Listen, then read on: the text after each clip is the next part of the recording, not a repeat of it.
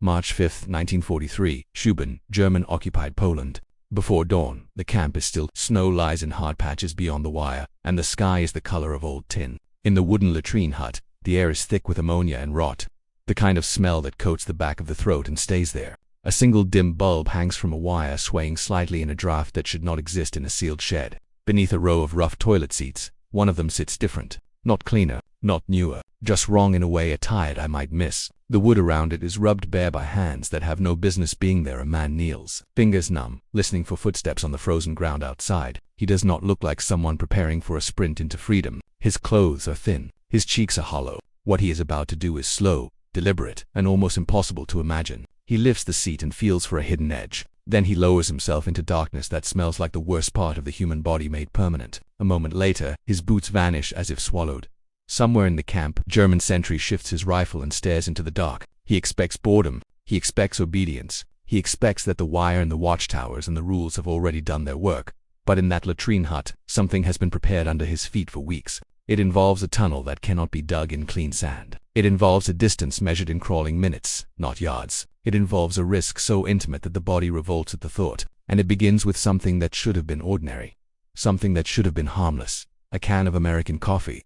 Why does a coffee can matter inside a German POW camp in Poland? Why is it being handled with the same care as a weapon? Why does it keep appearing in places it does not belong? And why, on this freezing morning, are men choosing to disappear into sewage rather than wait behind wire for a war that may never reach them? To understand what happened at Schuben, the story has to widen beyond a latrine hut and a single wrong-looking toilet seat. It has to move through the machinery of captivity, through German expectations and Allied habits, through the strange internal society that formed behind barbed wire. It has to pass through the paperwork of the Geneva Convention, the routines of roll call, the counting of bodies, the quiet mathematics of rations, and it has to confront a contradiction that German guards noticed but never fully understood until it was too late. In early 1943, the war is turning into something bigger than any single front. Stalingrad has just shattered the myth of German invincibility. In North Africa, Allied forces are closing in on Tunisia. Allied bombers are reaching deeper into the Reich. The German state is mobilized for total war, and that mobilization has a price.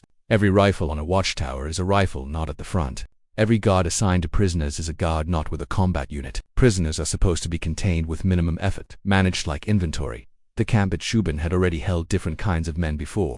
Americans became its center of gravity. It existed within a larger system of German prisoner camps, a network designed to separate officers from enlisted men, to control labor, to enforce hierarchy even in captivity. This particular place had a layered identity over time, shifting designations as prisoners changed. In 1943 it is known as Offlog 21B, an officers' camp near Schuben. In the broader history of the site, it would later be redesignated and become known in American memory as Offlog 64 when it held American officers in large numbers. Those designations matter because officers are not supposed to work. Under the 1929 Geneva Convention relative to the treatment of prisoners of war, officers could not be compelled to do manual labor the way enlisted men could. That meant an officers' camp had a different kind of pressure cooker inside it. With no work details to exhaust them, time becomes the enemy. Time creates routine. Routine creates organization. And organization creates escape. German camp authorities understood that, at least in theory. They also had their own assumptions about who these prisoners were and what captivity would do to them. Nazi propaganda had promised a weak, decadent enemy. German training emphasized discipline, obedience, and the inevitability of the Reich's victory. The men on the watchtowers were often older, wounded, or otherwise not fit for the front. Some believed they had been assigned an easier duty. Others felt cheated, stuck guarding men who, in their minds, should already have been broken. Inside the wire, the prisoners did not break the way German ideology expected. They adapted. They formed committees, held classes, built libraries, ran internal courts. In American camps like Offlog 64 later in the war, the prisoners even published their own newspaper, the Offlog 64 item. Evidence of a captive society that refused to become only captive. Gilder Lehrman Institute, the Offlog 64 item at Schuben in early 1943. Many prisoners were not Americans yet, but Allied officers from other nations, including airmen and men already labeled as trouble by the German system. They were the kind of prisoners who had already tried to escape elsewhere. They were collected here precisely because they were considered a problem.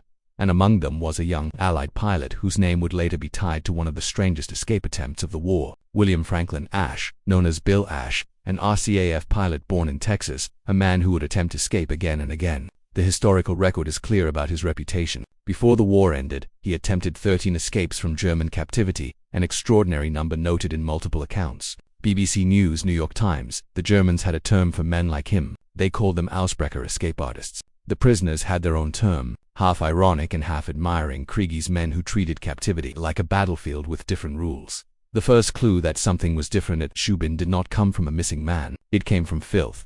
In a camp like this, latrines are not just a facility. They are a vulnerability. They are also a taboo. Guards did not like them. They did not like to search them. They did not like to linger. The smell and the humiliation did what barbed wire could not. It made a boundary in the mind. That is why the latrine hut became a place where the Germans looked away, and that is why, beneath the toilets, the prisoners chose to build their escape route in the one environment. A searching hand would hesitate to enter.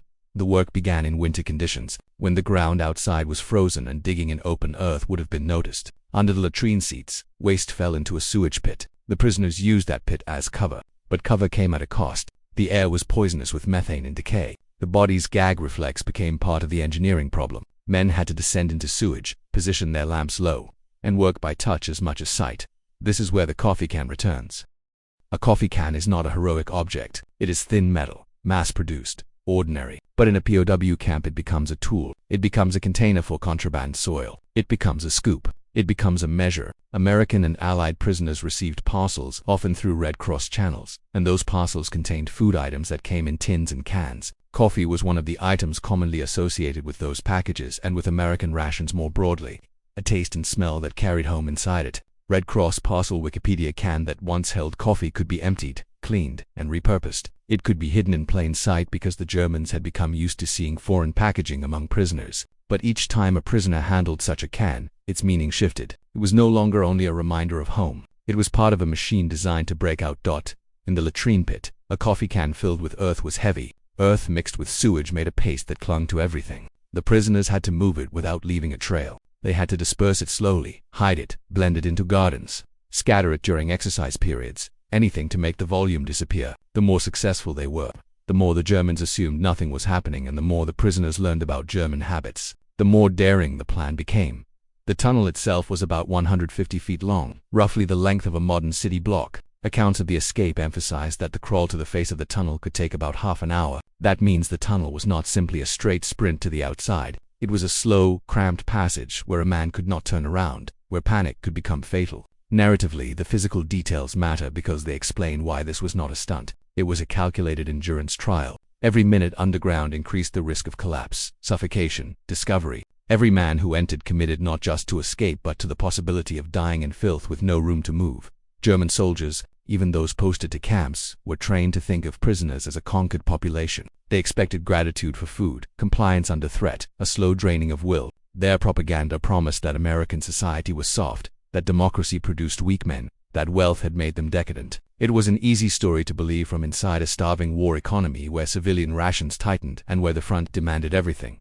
But the Germans at Shubin were confronted by a daily contradiction. They saw men who were thin, yes, but who still managed to produce order out of scarcity. They saw prisoners who ran classes, who staged concerts, who built stoves, who organized the sharing of parcels. They saw cigarettes and tins and chocolate passing from hand to hand like currency. They saw Americans, later in the war especially, who had an entire supply system trying to reach them even behind enemy lines. It was not just a matter of calories. It was morale in material form, and the smell of coffee was one of the most persistent signs of that. Coffee is not essential for survival. That is why it is powerful. In a war of ration scales and shipping tonnage, coffee is a luxury item that appears anyway, carried across oceans, processed in factories, packed in tins, shipped through neutral intermediaries and Red Cross systems, and somehow arriving behind barbed wire. When German guards smelled coffee in a POW camp while their own families faced shortages, it created a resentment that could not be admitted out loud. It also created a question they did not ask directly. How can a country afford this,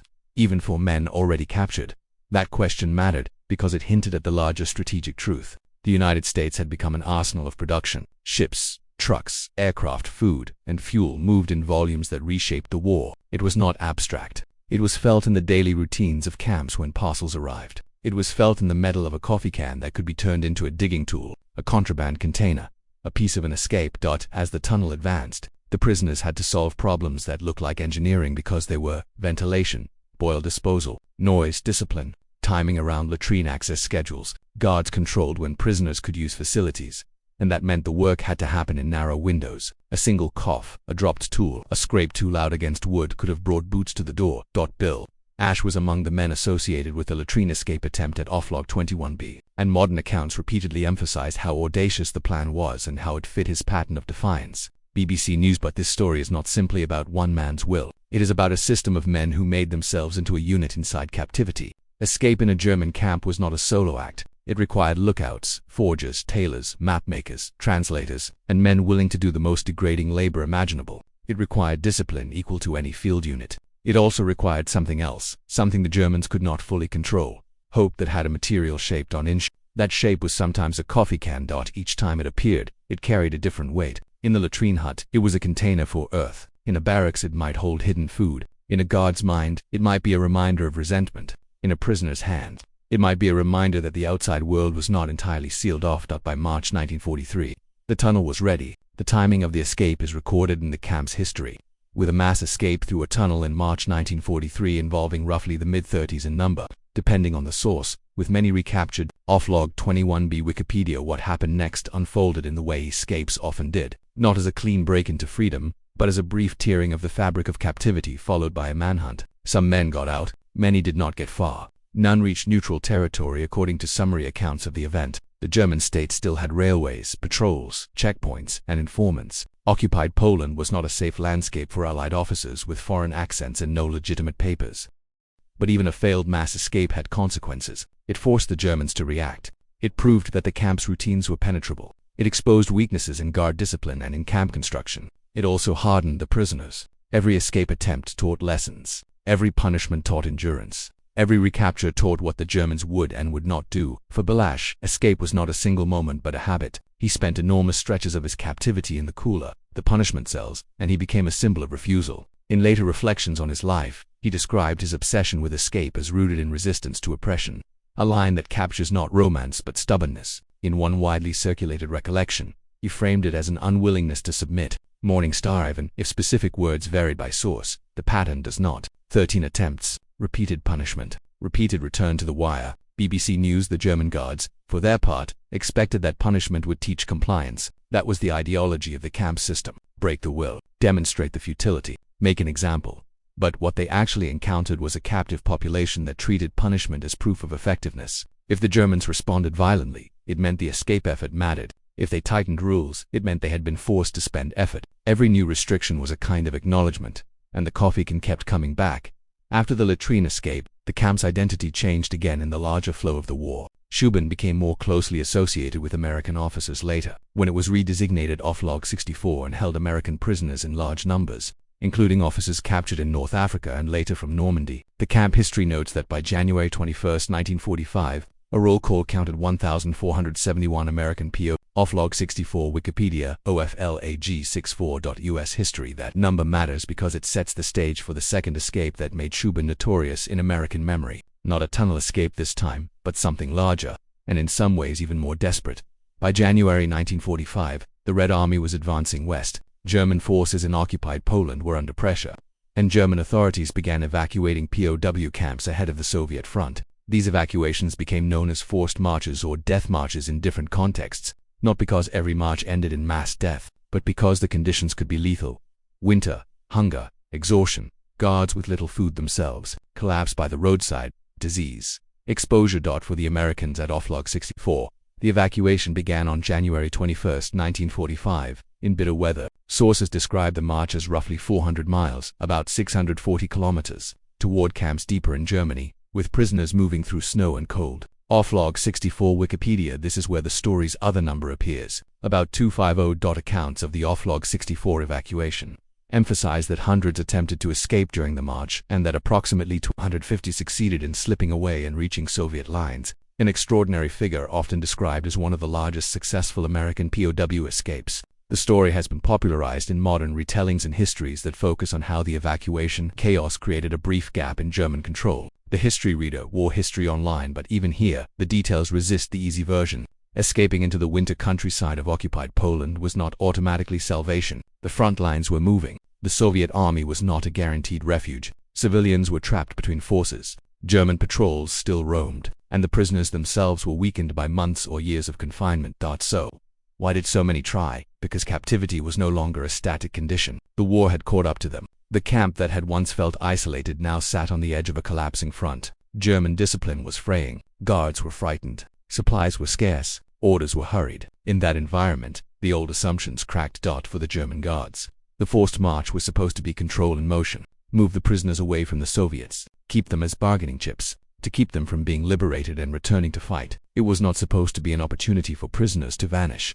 But the very act of marching created vulnerabilities. Columns stretched. Visibility dropped in snow. Villages and forests broke line of sight. Guards had to manage stragglers, sick men, wagons, improvised transport. Each delay created gaps. Each gap created a chance. And again, in the middle of all that, the coffee can appears, not as a digging tool now, but as a measure of what the prisoners carried and how they thought. On a forced march, a man does not carry luxury. He carries what keeps him alive. Yet many prisoners still clung to small objects from camp life. A tin, a cup, a can. Something to cook in. Something to trade. Something to remind the body of routine. A coffee can could be used to melt snow, to hold a portion of food, to protect a few saved cigarettes from moisture. It could also be thrown away the moment weight became too much. That moment when a man chooses to drop even the coffee can into the snow tells something about transformation. The object that once symbolized abundance and home becomes a burden when survival turns primitive. But it also becomes a marker. Those who still had a can still had a way to make hot liquid, still had a way to keep a small piece of normal life. The can becomes democracy reduced to its smallest practical unit. Not a speech, not a slogan, a container that lets a man drink something warm and keep walking. The Germans' emotional contrast is sharp here. They had been promised that Americans were soft, that they would collapse without comfort. Yet on the march, German guards watched American officers, many weakened, keep moving in the snow, organizing themselves even while starving. At the same time, prisoners saw the guards differently, not as faceless representatives of an unstoppable Reich, but often as tired men, sometimes injured, sometimes frightened of the Soviets behind them, sometimes more concerned with their own survival than with ideology. That shift does not produce friendship. It produces clarity. It produces the understanding that the Reich was not a machine made of iron, but a system made of men who could be exhausted, corrupted, and overwhelmed. As the march dragged on, the prisoners' perception of freedom changed too. In camp, freedom had been a horizon, a distant line beyond wire. On the road, freedom became a set of calculations. When to slip into a ditch, how to cross a field without being seen, whether a village would hide you or betray you, whether the sound of artillery meant safety or danger. Those who escaped did so in ones and twos and small groups, using terrain and weather as cover. The success of roughly 250 men reaching Soviet forces is remarkable, but it is not a clean triumph. It is a story of men moving through a collapsing theater of war, trading one uncertainty for another. The history reader wore history online for those who did not escape. The march itself became a form of suffering that camp life had only hinted at. Cold so deep it turned breath into pain, feet swollen inside worn boots, men dropping out, too weak to continue. The official summaries note that hundreds fell out or escaped along the way. Offlog 64 Wikipedia, and all of it traces back to the earlier moment in the latrine hut, because the logic is the same. The Germans believed confinement was enough. The prisoners proved that human will, organized and fed by even the smallest material advantages, could carve a way out. It is tempting to make the sewage tunnel the centerpiece, to treat it as a grotesque stunt, but the tunnel is a symptom. The real story is how men trapped by a modern military system exploited its blind spots. The latrine pit was a blind spot because it disgusted the guards. The forced march was a blind spot because it stretched their manpower. In both cases, German control was limited not only by fences and guns but by logistics, morale, and the collapsing ability of the Reich to manage its own territory. The coffee can is what ties those truths together. In the latrine hut, it is the tool that makes the tunnel possible, turning mass-produced packaging into an instrument of escape. In the barracks, it is the vessel that carries a smell of home through the thin air of captivity. On the march, it is either a lifeline for hot water or a weight that must be abandoned. In each place, it is a quiet argument against the idea that the prisoner is powerless, and for the German guard who notices it, the can is a reminder of something else. While Germany tightened belts and rationed, the enemy still shipped coffee across oceans, still produced enough surplus to package it in tin, still found ways for it to arrive in camps behind enemy lines. That is not only abundance, it is industrial reach. It is the ability to sustain morale at a distance. In his obituary and profiles, Bill Ash's life is often framed as the extreme case, the man whose repeated escapes became a kind of identity. The BBC described him as a model for the cinematic idea of the Cooler King, a man who kept escaping and kept being punished, not because it was rational but because it was his way of refusing captivity. BBC News that refusal did not end with him. It became part of the camp culture. It influenced how men thought about their duty as officers, about resisting even in captivity. And when the forced march came in 1945, that culture mattered. Men who had watched earlier escape attempts, who had learned the rhythms of German procedure, who had practiced the mental discipline of planning under surveillance, were ready to act when the German system began to crack. Transformation, in this story, is not a sudden moral awakening, it is cause and effect. For German guards, the cause is the grinding reality of total war. Shortages, retreats, exhaustion, the growing awareness that the war's outcome is no longer under their control. The effect is a loosening of discipline, a change in how they look at prisoners, sometimes a change in how much risk they will take to stop an escape. For the prisoners, the cause is hunger, confinement, and the constant reminder that waiting passively is a kind of surrender. The effect is organization, ingenuity, and the willingness to do the unthinkable, to crawl through sewage, to walk away from a guarded column in a blizzard, to trust that the world beyond the wire, however dangerous, is still a place where choice exists.